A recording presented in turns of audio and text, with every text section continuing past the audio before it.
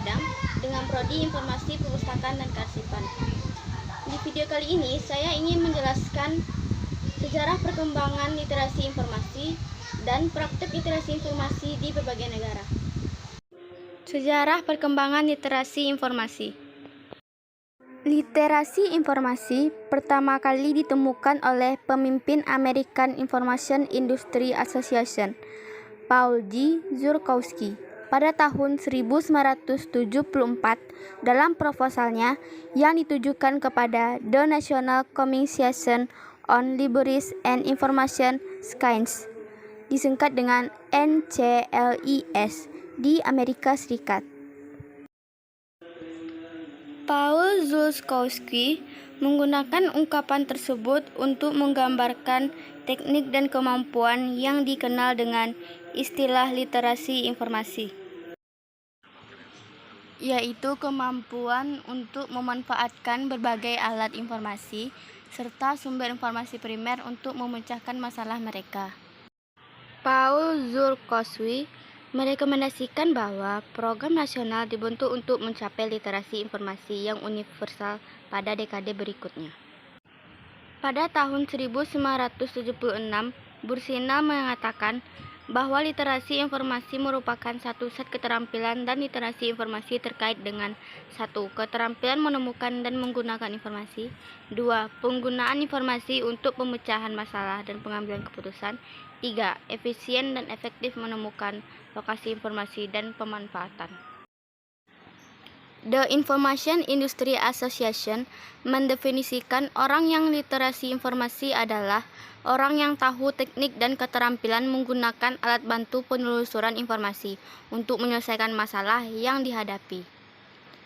Taylor memperkenalkan istilah ini dalam jurnal melalui hubungan antara unsur literasi informasi dan pustakawan dalam ruang lingkup yang luas. Beberapa upaya dilakukan selama tahun 1990-an dalam upaya mengembangkan pengertian literasi informasi. Radar memperluas pengertian dengan menambahkan bahwa orang yang literasi informasi tahu bagaimana menjadi pembelajar seumur hidup dalam masyarakat informasi, dan literasi informasi menjadi sangat penting bagi kelangsungan hidup di masa depan. Pada tahun 1997, Bruce menawarkan pendekatan baru dalam meneliti dan mendefinisikan literasi informasi. Bruce menekankan pentingnya memahami konsep literasi informasi dan cara yang dipahami oleh pengguna informasi itu sendiri. Sementara itu, Snavely dan Cooper pada tahun 1997 menyimpulkan bahwa literasi informasi digunakan untuk membedakan tingkat kesepakatan yang menggambarkan tren baru dalam instruksi perpustakaan. Diskusi tentang konsep literasi informasi telah dimulai di Amerika Serikat, namun beberapa sarjana di Eropa juga telah membahas konsep literasi informasi dan keterampilan literasi informasi.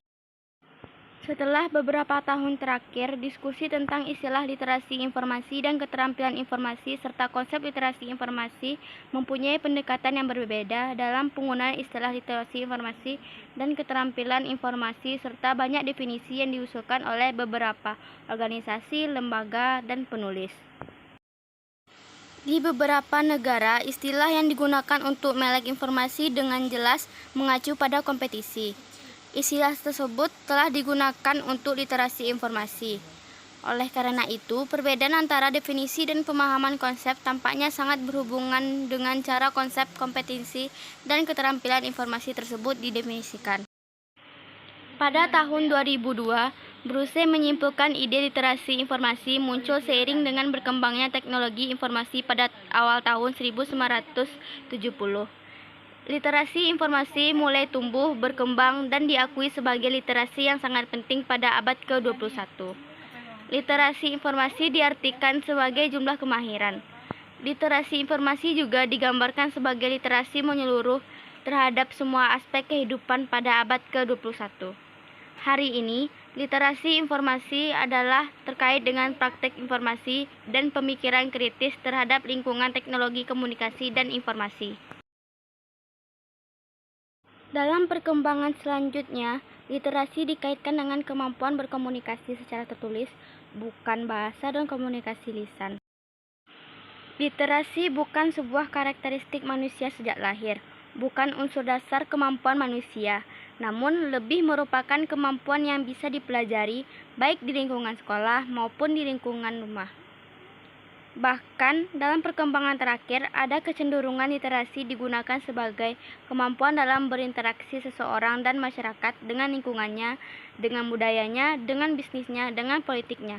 Literasi tidak cocok digunakan secara sendirian tanpa konteks.